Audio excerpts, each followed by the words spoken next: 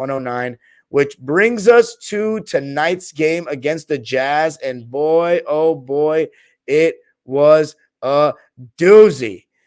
I have to confess, I did start watching the game at the middle of the second quarter. So I saw that Austin Reeves had 9 points in the first quarter, which is, at this point, typical of Austin Reeves. He's been playing such great basketball. He's been coming off screens and making really good reads. He's able to be off the ball and hit threes. He's good in transition. He's doing a little bit of everything, and his three ball was falling in this one. 4 for 7 from 3. Geeter even went as far as to call him the third best player on the Lakers. That's going to be my pinned question for today's video. Is Austin Reeves the third best player on the Lakers to you? Because I still think it's D'Angelo Russell. I still think D'Lo is established in this league. In my opinion, he is an all-star caliber player. And to me, he has been an all-star caliber player since joining the Lakers again. Austin Reeves is really good. You can probably say he's had a better season, maybe. But I would still say D'Lo's the third best player on the team. But you never know. I mean, Geeter was big on Austin Reeves being the third best player. You let me know. But let's see. The Lakers led. By the way, I just want to say the Jazz didn't play anybody in this game. The Lakers were missing D'Lo, and I have a feeling that his foot won't be as sore tomorrow. But Jazz are missing Jordan Clarkson, Lauri Markkanen, who in my opinion should be the most improved player in the league this year, Walker Kessler, who should probably be on the all-rookie first team. So they're missing 3 starters. And it should have been a game, for the Lakers to come out and beat them up. But the Lakers kind of played with their food. And, LeBron said something really interesting after the game. He said, we didn't come into this game with the mentality of let's blow them out. We came into this game with the mentality of let's get a win. Kind of interesting to be saying that, because I think a blowout win would have made Laker fans a lot more at ease and probably would have helped your case, because now the Lakers had a tough overtime game and have to travel back to LA, and we haven't played since Saturday. But, sometimes that can work both ways, where you have a team that's a little bit rusty as opposed to a team that's a little fresher, just played last night. But an overtime game against Utah is never easy, and especially with LeBron and AD. LeBron said after the game he's not even sure if he'll play. He said, got to put my feet in the cold tub, and we'll see how I feel tomorrow. So if LeBron doesn't play, that would be an absolute huge benefit for the Clippers. Considering Paul George isn't playing, I really don't care. I'd rather LeBron rest or D'Lo rest, or we need anything we can get at this point. I'm desperate for a win. The Lakers are playing better basketball than the Clippers right now. It's just a fact. But in this game, I don't know if that was the best example of that. Lakers were up 34-33 after 1. I turned the game on in the second quarter, and they're starting to create separation in that second quarter. They won that quarter 34-24. Jared Vanderbilt, another game where he was hitting the 3 ball, 2 for 4 from deep, but a strange decision by Darvin Ham to only play him 18 minutes. I also thought, 18 minutes in favor of heavy minutes for Austin Reeves, Dennis Schroeder, AD, and LeBron. The Lakers were up 68-57 at the half. I thought it was another really strong half from Rui Hachimura, finishing around the basket, also hitting the mid-range. He was 1 for 4 from deep in the game, but 7 for 11 from the field. So 6 for 7 from 2 for Rui, 17 points and 6 boards. The Lakers will take that all day long. No other Laker off the bench scored more than 3 points. 2 for Wenyen Gabriel, 3 for Troy Brown Jr., who was 1 for 4, and Malik Beasley, who was 1 for 3, had 3 points as well in his return to Utah. So a combined 8 points for the other 3 bench players. Lakers only going 9 deep in this one. No Lonnie Walker, no Max Christie with D'Lo out. But the starters, they did the heavy lifting. I thought Anthony Davis was pretty dominant in the first half. He's been killing people with that one move where he takes one dribble to his right, then spins back over his left shoulder. It's pretty lethal. And I love the way that AD has been a little more aggressive this season in terms of utilizing jump hooks and just going right into defenders' chests. When AD is on that type of time, he is absolutely a top 10 player in the league. He is, and one thing I've kind of been interested in seeing, and I've noticed, is it finally feels like LeBron and the Lakers have given AD the reins. We've been asking for this. Laker fans, I shouldn't say we, but Laker fans have been asking for this, and basketball fans have been asking for AD to take the reins and be that man of this team since they won that championship in the bubble. But he hasn't really done that, and he's obviously had injuries that have bothered him along the way. But it really feels like this year, Anthony Davis has been the best player for the Lakers this season. There's not much doubt about that for me. But then there's games like tonight where LeBron, you can still see he has that confidence. And a game where, even though AD was getting double teamed, there were stretches, especially when LeBron came out late in that third quarter, that AD's got to honestly shoot the mid-range before the double comes, or try to go away from the double.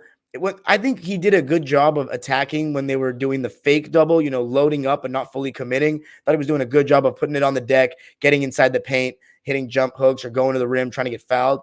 But I think that in a situation where your teammates aren't really hitting, you got to sometimes force things. I think LeBron didn't have any problem chucking up some threes. So I think Anthony Davis is also in his right to take a couple of mid-range shots before the double comes, or over the double, honestly. But the double, when he's facing up, he turns and faces, he sees them coming. It's a little different than when he's posting up. And I think, I got to give AD credit. I think one of his biggest weaknesses when he first came here was passing out of the double team. And I think he's gotten a lot better at that, and you started to see that more in this game. But the Lakers went cold in the third quarter from three, and the Jazz, I thought the Lakers really kind of underestimated them. But at the same time, it's not just being underestimated. I've watched a couple games recently. Minnesota versus Portland was one. Dallas versus Charlotte was another. And this one you can put in the same category where, the team that's clearly favored, fighting for a playoff spot, fighting for a play-in spot, not only underestimated the team a little bit, but these teams have nothing to lose. They have young players that are just kind of been sitting on the benches a lot all season, looking to kind of, make a name for themselves. And in this game, it was a good, blast from the past, getting a look at THT Dynamite playing against his former team. Oh, we miss THT, don't we? And the Laker fans probably don't really. But we know how good THT is going to his right hand. He had some really impressive finishes in this game. And even though he was extremely inefficient from the field, 33%, 7 for 21, he was 9 for 13 from the line. And he was the Jazz tied for the leading scorer for them. 23 points, 4 rebounds, 7 assists, and 2 steals. He got to the paint a lot, had a couple of really nice finishes. I think his name is Luka Samanic. He was pretty impressive. First pick in the 2019, a 19th pick in the 2019 draft. So this is his fourth season. He was drafted to the Spurs. But this is, I guess, his first year with the Jazz. And he had some nice plays. Hit the 3-ball. There was one time where the Lakers ran him off the line, and he had this nice drop-off pass. I forget to who. But the Jazz took advantage of the Lakers' cold spell and outscored them 36-29 in the third quarter. I thought one thing to look at going forward is Dennis Schroeder. He has a tendency to over-dribble. When AD is in the game without LeBron, obviously this is mitigated when D'Lo's there, but when AD is in the game without LeBron, there should be very few possessions where he doesn't touch the ball. I prefer AD isolation sometimes to Dennis Schroeder pick and roll with AD. Because then I think sometimes that's on AD too. I look at Darvin Ham throughout the game. There's a lot of times where he's letting them go. He's letting them call their own plays out there. Tyronn Lue, on the other hand, has been a guy that's been very anal about play calling the last couple of months, trying to call out every set, especially on dead balls.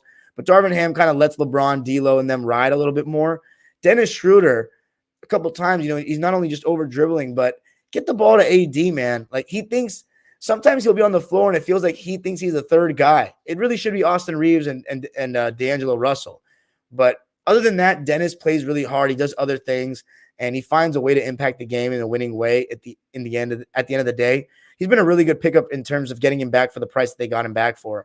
But AD went cold in the second half, and LeBron in the beginning of the second half also went cold. He was doing like this weird hesitation on his jumper on the catch and shoot. And one thing I have to say, and you saw a little bit about it, a little bit of it in this game, is LeBron, I think the last 2 years, and I think this is part of what he tried to do to make Westbrook a little more comfortable, was he's trying to get better at catching and shooting from 3-ball.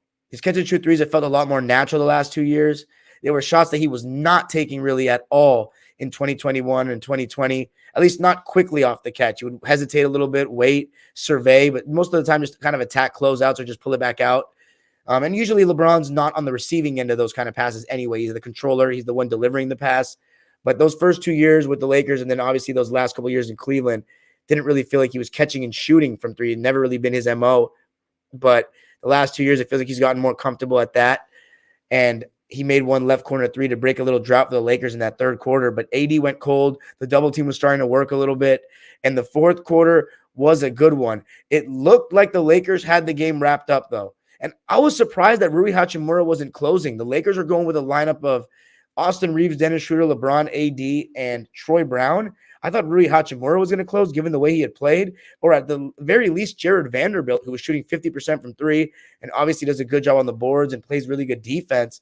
They went with Troy Brown, who wasn't really doing much at all. So questionable decision by Ham. And I don't think that is the reason it almost came back to bite. But Austin Reeves makes a left corner three. And by the way, LeBron had some nice finishes in transition. Two or three occasion. He was pretty stagnant for the most part, but two or three occasional nice dives to the basket and was found for them. He tried to posterize Kelly Olynyk at one point and got fouled. But Lakers were up by 10 after an Austin Reeves three made it 124-114. I thought the game was fully over. Jazz got a couple of baskets, but where it really turned was off. I think it was a LeBron miss or an AD in and out. It was AD in and out. They had both missed back-to-back. Kelly Olynyk pulls up from 30 feet and banks it in, making it a 2-point game with about 40 seconds left. Lakers miss again, and I believe THT went to the line, and they tied the game. LeBron got doubled at the top of the key on the last play, but they swing it back to him. And I have to say, it was a good cut by LeBron. Could have potentially maybe lobbed it to AD, had a man open in the corner, but I respect the decision to take the contested layup.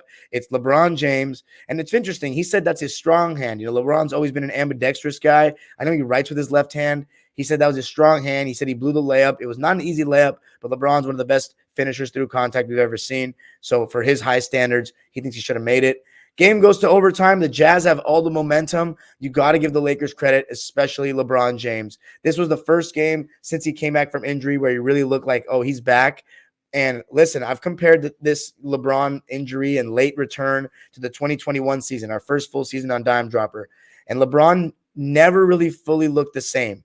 He looked pretty good in games 3 and 2 against the Suns, especially by halftime of game 4 where he had that lob where his nuts were literally on Mikal Bridges' neck. But he never had a 30-point game.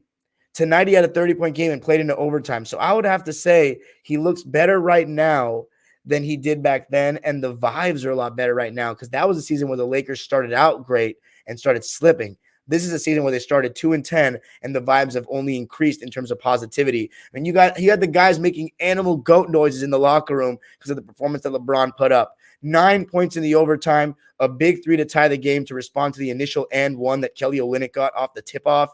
And he had a couple of nice defensive possessions on THT, staying strong and trying to move his feet. And speaking of moving their feet and staying strong, Dennis Schroeder, big-time defensive stops. AD got a big block late, but LeBron, he was able to get to the basket. He made 2 huge free throws to put the Lakers up 1, and then the game winner, only his 3rd game winner as a Laker. I believe the first one was against us in the bubble. It was 19 seconds left where he put his own shot back in. I think he made one earlier this season. I forget who it was against. I think Indiana. No, they didn't beat Indiana. Oh, maybe it was going to be a game winner against Indiana, but that was when Nembhard made his shot. So this may have only been his 2nd game winner as a Laker.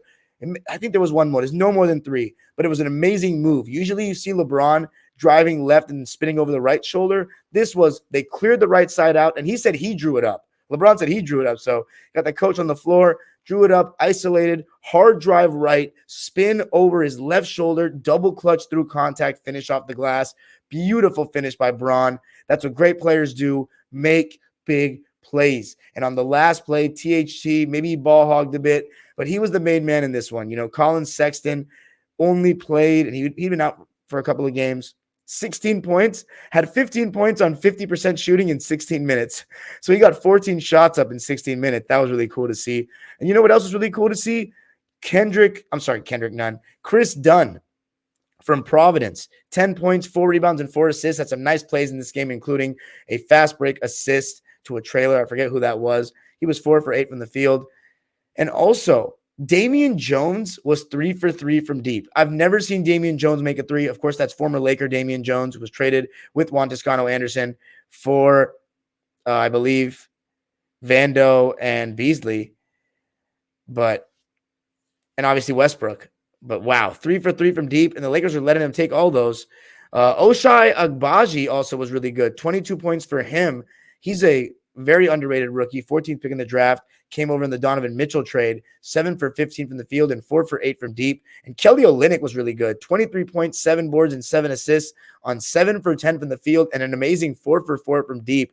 But with the game winner and the big stop on THT on the last possession by Dennis Schroeder, did a good job of a little hand check, then removed it, took the hit, hand up, good D. Lakers win it, 135 to 133. They get, probably work harder than they thought they needed to, but they won it by 2 in OT to make it 4 straight wins, and they're 7-1 in their last 8 games, heading into the big, maybe the biggest, and I'm saying this as a historian of the game, hallway series matchup in NBA history. The other biggest